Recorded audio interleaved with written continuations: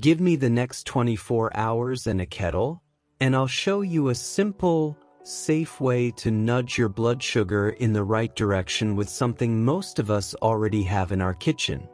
No shots, no gimmicks, no expensive powders.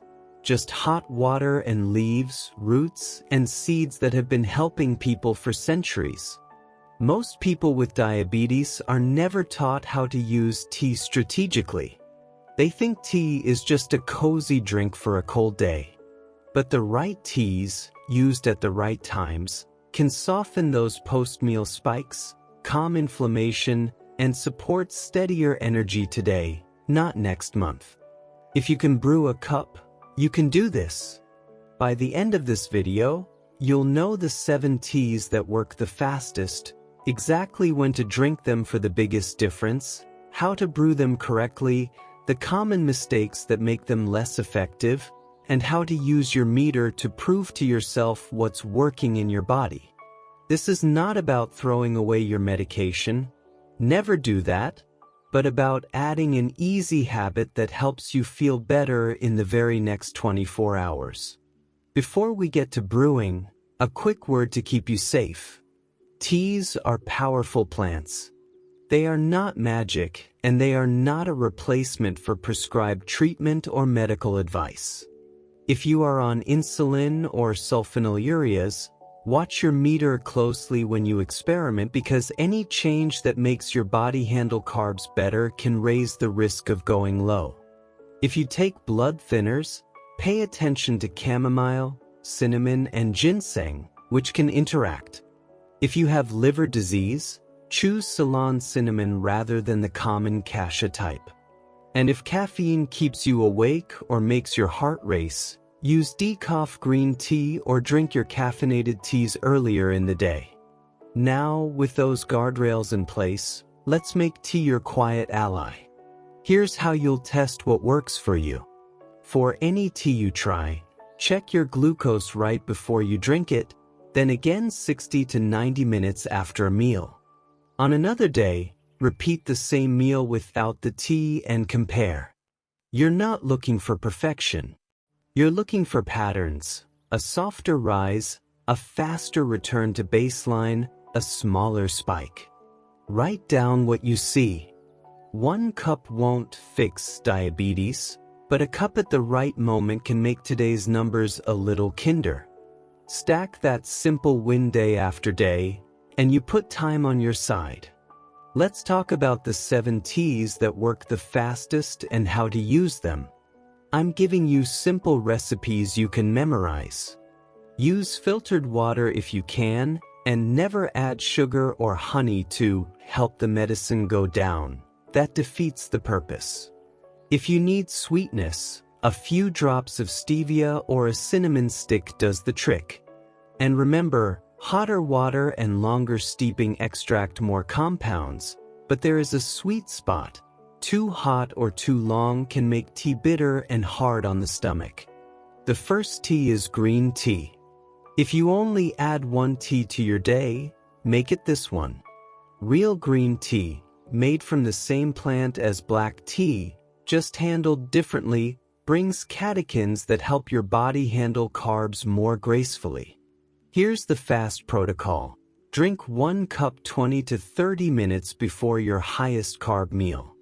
Use 1 tea bag or 1 teaspoon of loose leaf per cup. Heat your water so it's steamy but not boiling, about the point where you'd see small bubbles, not a rolling boil. Steep for 2 to 3 minutes, then sip slowly. Sensitive to caffeine? Choose decaf green tea. Those catechins are still there. Some people notice a bitter edge at first. Add a slice of lemon or a stick of cinnamon to soften the taste. Picture this. You're about to have a plate of pasta or a couple of slices of bread with dinner. You drink your tea first, you take a breath, and you eat at a calmer pace. You'll likely see a smaller peak on your meter and a steadier evening. The second tea is cinnamon tea, and yes, you can drink cinnamon. The trick is to choose Ceylon cinnamon if you drink it often, because it's lower in a natural compound called coumarin. Cinnamon can help your muscles take up glucose and can make insulin work more efficiently, especially around meals. The simplest recipe uses sticks. Take 1 or 2 Ceylon sticks, cover with 2 cups of just boiled water, and let it steep for 10 minutes. The water turns golden and fragrant.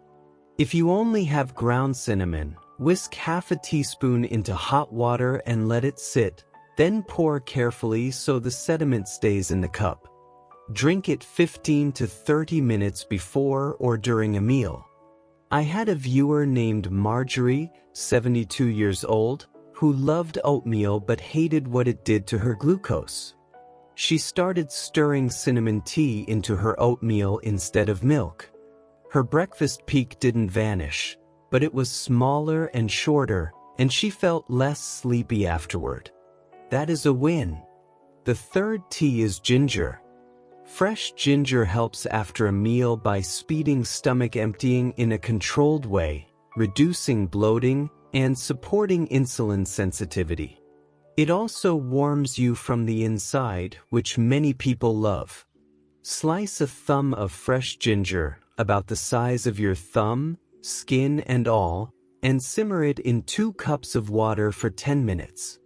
Strain and drink with or after a meal that usually sits heavy: stews, rice bowls, sandwiches. Not only does it help tame the glucose rise, it helps you digest and keeps you more comfortable.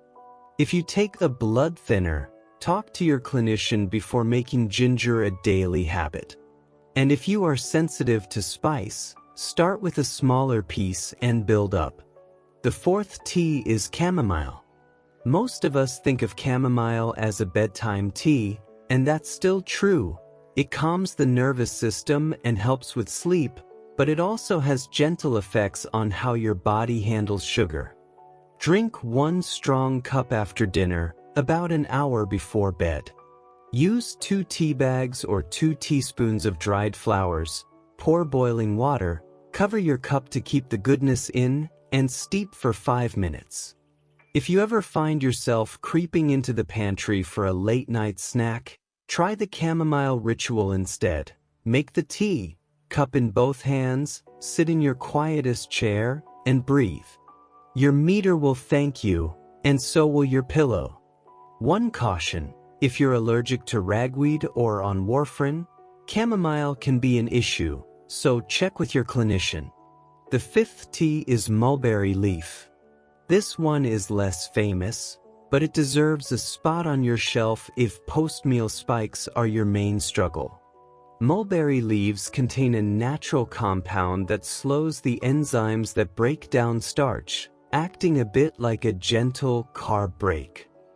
Drink 1 cup right before or during a starchy meal: bread, noodles, rice, potatoes. Use 1 tea bag or a teaspoon of dried leaf per cup, pour boiling water, and steep 3 to 5 minutes. If you try only one experiment, try this one: pasta night with and without mulberry tea. Check your meter. For many people, the difference is visible on the screen. The sixth tea is sage. Culinary sage, the same herb that perfumes your kitchen at Thanksgiving, can help improve insulin sensitivity and calm inflammation. It has a savory, comforting taste that pairs beautifully with lunch or dinner. To brew, crush a teaspoon of dried sage or 2 teaspoons fresh leaves between your fingers to release the oils. Then pour boiling water and steep 4 to 5 minutes. Add a squeeze of lemon if you like. Drink with your meal, especially when you're having protein and greens. Think of sage as a daily support tea, one that adds up over time and helps meals feel lighter on your system. If your mouth feels dry afterward, just add an extra glass of water. Sage can have a mild drying effect. The seventh tea, and the one many people have never tried as a tea, is fenugreek. The seeds are tiny golden nuggets packed with soluble fiber and plant compounds that help slow carbohydrate absorption and improve post-meal glucose. The classic tea is more like a warm infusion. Lightly crush 1 teaspoon of seeds with the back of a spoon, add to a cup, pour boiling water, cover, and steep at least 10 minutes. The flavor is maple-like. Drink 10 to 15 minutes before a meal that usually spikes you, or sip it along with the first half of the meal. If you have digestive issues the first couple of days, reduce the amount and build up slowly. And if you're on medications that can cause low blood sugar, monitor closely. Fenugreek can make them work a little stronger. Now that you know the stars of the show, let's put them into a simple 24-hour plan you can start today. Morning is for green tea. It's a gentle wake-up, and it sets the tone for the day. If breakfast has bread, oatmeal, cereal, or fruit, drink your cup of green tea 20 minutes before you eat. Take your time with breakfast, chew well, and set your fork down between bites. You're not only helping the tea help you, you're helping your body help itself. Mid-morning, if you like a second cup, make it ginger, especially if lunch will be your bigger meal. The warmth keeps your digestion moving and helps your midday numbers stay steadier. At lunch, if you're having rice, potatoes, or a sandwich, make mulberry leaf your partner. Brew it right when you start cooking or when you sit down to eat. Sip some before your first bite and finish the cup during the meal. If lunch is more protein and salad, go with sage to support insulin sensitivity and reduce that post-lunch slump. In the mid-afternoon, when many people feel cravings, make cinnamon tea. The smell alone often kills the desire for cookies or chips, and the tea itself supports a calmer late afternoon. If you do choose a snack, pair it with protein, half a cup of plain yogurt, a slice of cheese, a handful of nuts, so your body doesn't have to fight a sugar surge. At dinner, repeat the strategy. If dinner is starch-heavy, use mulberry leaf again or fenugreek infusion before the first bite. If dinner is lighter, go with sage. After dinner, switch to chamomile. It signals your body to wind down, and better sleep tonight means better glucose tomorrow morning. Poor sleep can push fasting numbers up, so your chamomile ritual is doing double duty. That's your 24-hour plan. Green to start, ginger to support, mulberry or fenugreek with starch, sage with protein and greens, cinnamon to calm cravings, and chamomile to close the day. Keep caffeine earlier, and keep the evening cups caffeine-free. Let's make the brewing easy, because if it isn't simple, you won't do it. Use a kettle you love.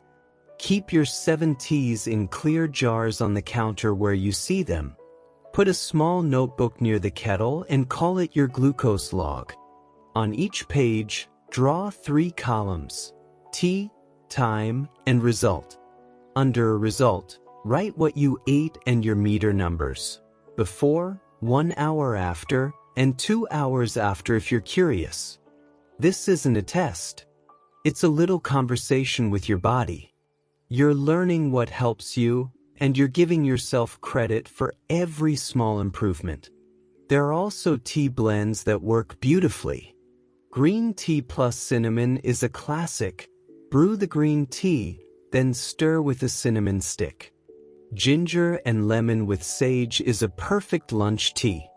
Mulberry with a squeeze of lemon cuts any bitterness and brightens the flavor. Chamomile with a few fennel seeds makes a lovely, soothing after-dinner cup and can help with gas. And if you want a coffee-like experience without the sugar spike, try cinnamon, ginger, and a splash of unsweetened almond milk. It's warming, satisfying, and kind to your numbers. Let's talk about what to avoid so you don't sabotage yourself. Do not add sugar or honey. It seems obvious, but I still see it.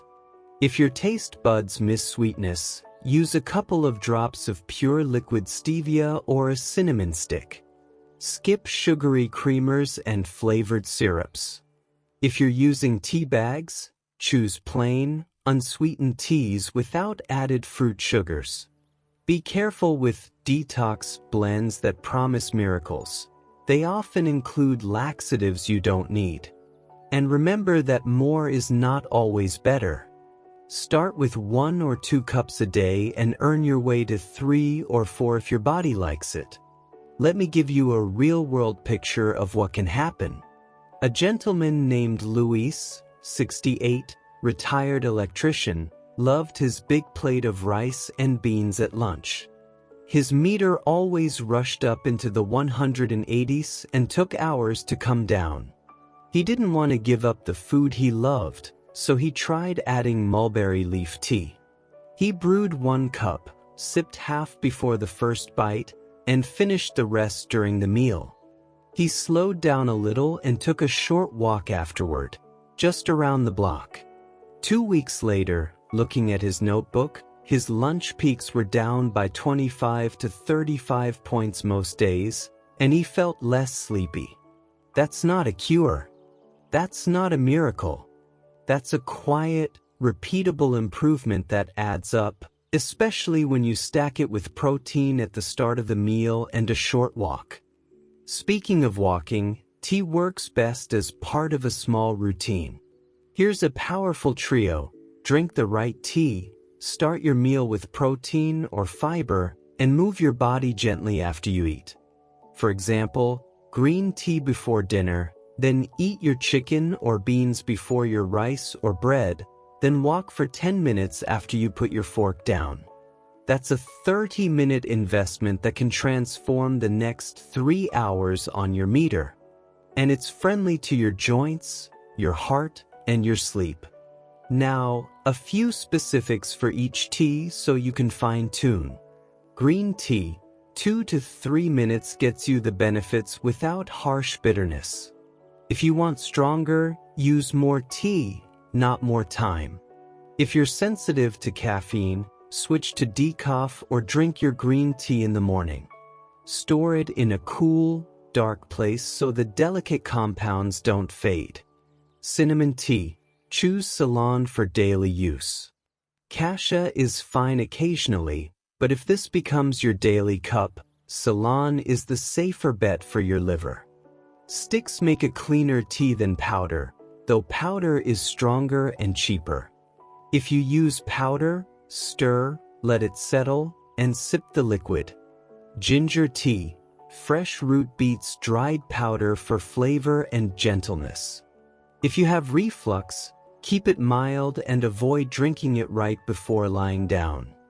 Ginger is amazing for nausea, so keep it in mind if medications sometimes upset your stomach.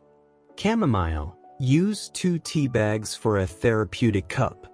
Cover the cup while steeping so you don't lose the calming oils in the steam. If you're allergic to ragweed, skip chamomile and try lemon balm instead for a similar calming effect. Mulberry leaf, this works best right before or during a starchy meal. If you forget to brew before you eat, it can still help during the meal, but earlier is better. If you're on medicines that can cause low sugar, keep an eye out for extra dips, because this tea can make your meal hit softer. Sage, the flavor is savory, almost like a broth. If you don't love the taste at first, add lemon or combine it with green tea for a brighter cup. If your mouth feels dry afterward, drink a glass of water. Fenugreek, crush the seeds for better extraction. If you love the flavor, you can soak them overnight in cold water and drink that water in the morning, then chew a few soft seeds. Start small. Your gut will thank you. How much tea is enough? For most people, 2 to 4 cups spread through the day is plenty. Think of each cup as a small lever. Pull the right lever at the right time and you steer your day in a better direction. If you already drink coffee, keep coffee in the morning and make afternoons and evenings tea only. Your sleep will improve, and that alone can shave points off your fasting numbers. And what about blood pressure, cholesterol, and weight? Here's the quiet bonus. Chamomile helps sleep. Better sleep nudges morning numbers down. Green tea can support fat metabolism and takes the edge off appetite. Ginger helps you digest and makes heavy meals feel lighter. Cinnamon and sage can ease cravings. Mulberry helps with starch-heavy meals. Fenugreek's fiber supports a happier gut. These are small nudges in many directions that add up to a body that runs smoother. Let's build your starter kit. Pick 2 teas you already like or can easily find. Green and cinnamon are usually everywhere. Add 1 new tea that targets your biggest spike. Mulberry if you love starch, fenugreek if you eat bread and rice often, chamomile if evenings are rough and sleep is shaky, ginger if your digestion is slow, sage if you want a steady daily helper. Get a simple glass kettle and a large mug so you enjoy the ritual. Put your teas in jars within reach of your kettle. Make it beautiful.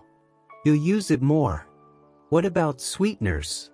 Stevia is your best bet if you need sweetness. If you hate stevia's aftertaste, try a cinnamon stick or a few drops of vanilla extract in your cup. Fresh lemon adds brightness and helps many teas taste cleaner. Avoid artificial creamers and syrups. They can mess with your gut and your glucose. A word on expectations. Some people will see a difference on day 1 when they pair the right tea with the right meal and check their meter. Others will need a week to notice a pattern. Don't chase dramatic numbers. Chase consistency. The people who win at this are the ones who keep their rituals simple and repeatable. 1 cup, then a meal with protein first, a relaxed pace, and a short walk. Do that, and the line on your meter gets calmer. Calm is the goal. Calm is freedom. If you're curious about timing, here's a simple schedule most people find easy. Green tea 20 minutes before breakfast, ginger mid-morning, mulberry or fenugreek with lunch if it includes starch, cinnamon mid-afternoon, sage with dinner, and chamomile an hour before bed. That's 6 cups at the max. Most people do well with 3 to 4. You don't have to drink all 7 every day. Rotate based on your meals. If you know dinner is heavy on starch, make mulberry your star. If you're eating light but want steady numbers, sage is your friend. If you feel bloated or sluggish, reach for ginger. If cravings shout in the afternoon, try cinnamon. If sleep is fragile, finish with chamomile. You might be wondering, what about oolong, hibiscus, turmeric tea, holy basil, or American ginseng? They can all play a role. Oolong sits between green and black and can be a gentler morning cup. Hibiscus is brilliant for blood pressure, which many people with diabetes need to manage. It's tart and refreshing. Turmeric tea brings anti-inflammatory power, especially with a pinch of black pepper to help absorption. Holy basil, also called tulsi, supports stress resilience. American ginseng can lessen meal spikes for some people. If you already enjoy any of these, keep them in your rotation. But today, the quickest wins for glucose are the 7 we focused on. Let's also talk about the meals that work best with tea. If you can, start each meal with protein, eggs, fish, chicken, tofu, beans, Greek yogurt. Then eat your vegetables. Then eat your starch. That order alone can drop the peak. Your tea is the prelude and the companion. It slows the rush and smooths the curve. And if you can, Finish your meal with a few minutes of movement. Wash dishes while standing, walk around the block, water the plants, go up and down the hallway. You're not training for a marathon. You're telling your muscles to help you. Muscles love to soak up glucose when they move. If you like numbers, here's a way to measure success.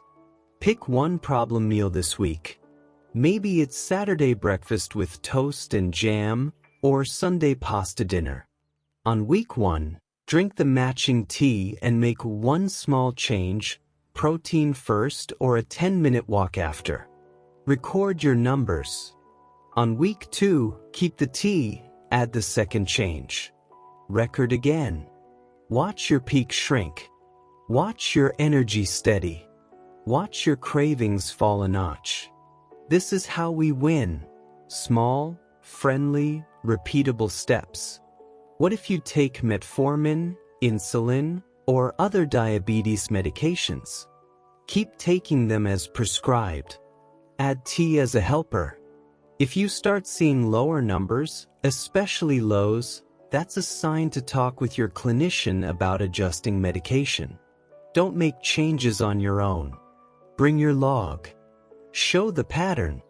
Clinicians love patterns, and you'll be speaking their language. Let's fix some common problems. If tea upsets your stomach, drink it with a little food, not on an empty stomach. If you feel jittery, switch your caffeinated teas to earlier in the day or go decaf. If you hate the taste, blend with a flavor you do like lemon, mint, or cinnamon. If you forget to drink it, put your kettle on a smart plug or timer so it heats up when you usually eat, or set a reminder on your phone that says, tea before starch. Make it as automatic as brushing your teeth. I want to leave you with a simple image. Imagine your day as a gentle wave instead of a jagged mountain range. Your meter line rises a little after meals, then falls back without drama. You feel steady. Your mind is clear. You sleep better. You wake up without dread. That's what these 7 T's help you build. Not magic, not a cure, but a calmer, kinder day today. Here's a quick recap you can carry in your head without a checklist. Green wakes the day and prepares you for carbs. Ginger comforts digestion and supports a steadier midday. Mulberry steps in when starch is the star. Sage is the daily steady friend. Cinnamon shrinks cravings and supports calmer afternoons. Fenugreek slows the rush from bread and rice. Chamomile closes the evening and sets up better sleep, which means a better morning. You don't need all 7 at once. You need the right one at the right time. Let's put this into a friendly one-day script you can follow tomorrow. Wake up and drink a glass of water. 10 minutes later, brew green tea. While it steeps, make breakfast with protein first, eggs, yogurt, or beans. Sip your tea, then eat. Mid-morning, when you want a second cup, slice ginger and simmer it. Breathe the steam. It clears your head. At lunch, look at your plate. If the main event is starch, make mulberry. If it's protein and salad, go with sage. Eat slowly. Enjoy the flavors. Put your fork down between bites.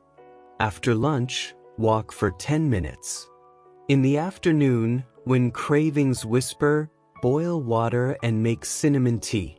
Smell it before you sip. Ask yourself, am I thirsty, hungry, or just bored? Cinnamon helps you answer honestly. At dinner, repeat lunch's strategy. Mulberry or fenugreek if starch is front and center, sage if not. After dinner, let the kitchen close, brew chamomile, and turn down the lights. No screens at full brightness. Gentle music. An early bedtime. That's your day. Simple. Repeatable. If you live with a partner or family, invite them to share a cup.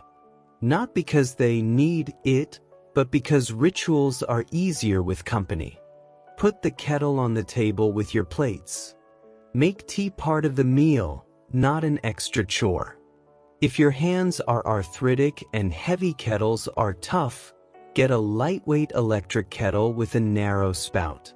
If vision is an issue, pour over a tray and use cups with bold markings. There is always a way. Traveling or eating out. Bring 2 tea bags, Mulberry and Chamomile. At restaurants, ask for a cup of hot water at the start of the meal. Squeeze a lemon slice in if they offer it. Sip while you look at the menu.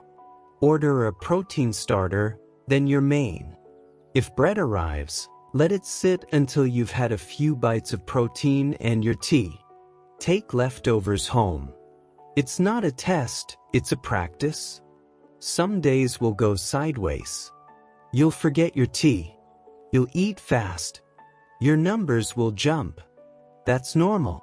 Don't give up. Make the next right choice. Brew a cup of ginger after a heavy lunch. Choose chamomile instead of a late-night snack. Walk for 5 minutes. You're human. Perfection isn't the goal. Progress is.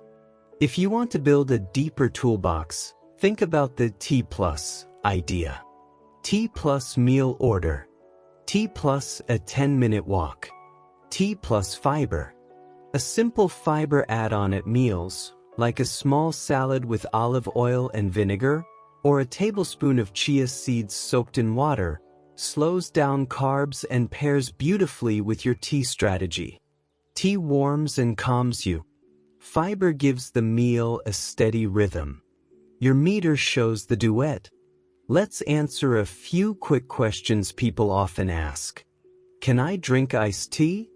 Yes, as long as it's unsweetened and made strong enough. Cold tea can be refreshing on hot days and works just as well. Can I take capsules instead? Sometimes, but tea has advantages: hydration, warmth, a built-in pause that slows you down, and fewer surprises with dosing. Is it okay to drink tea on an empty stomach? For gentle teas like chamomile and mulberry, yes. For stronger teas like ginger or cinnamon, try with food if your stomach is sensitive. Will these teas interfere with my supplements? Usually not, but if you take iron, avoid drinking tea with your iron pill because tea can reduce iron absorption, separate by a couple of hours. Do I have to buy expensive brands? Choose reputable, plain teas without additives. Freshness matters more than the logo. If it smells lively and tastes clean, it's good. And one last story, because stories are how we remember. Gloria is 75, a grandmother who bakes for her church. She didn't want to stop baking or stop tasting.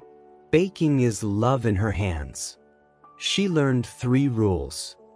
First, she made green tea before she baked and sipped it while she measured flour and cracked eggs. It made her calmer and less likely to nibble mindlessly. Second, when she wanted to taste, she paired a small bite with a cup of cinnamon tea and waited 5 minutes before deciding if she needed more. Often she didn't. Third, she gave herself a chamomile ritual at night instead of rifling through the pantry. She didn't become a monk. She became consistent. Her meter line got cleaner. Her doctor smiled. She kept baking love into the world, and she felt good doing it. You now have what most people were never taught. A simple, gentle way to use plants to help your body handle sugar in the very next 24 hours. Pick your tea for the moment. Brew it well. Pair it with a small habit. Watch your meter for patterns. Adjust. Repeat. That's the fastest way, and it's in your hands. If you found this useful, you'll love the next video. Click on the screen and check out my video about the 10 vegetables that make your glucose levels plummet and end diabetes.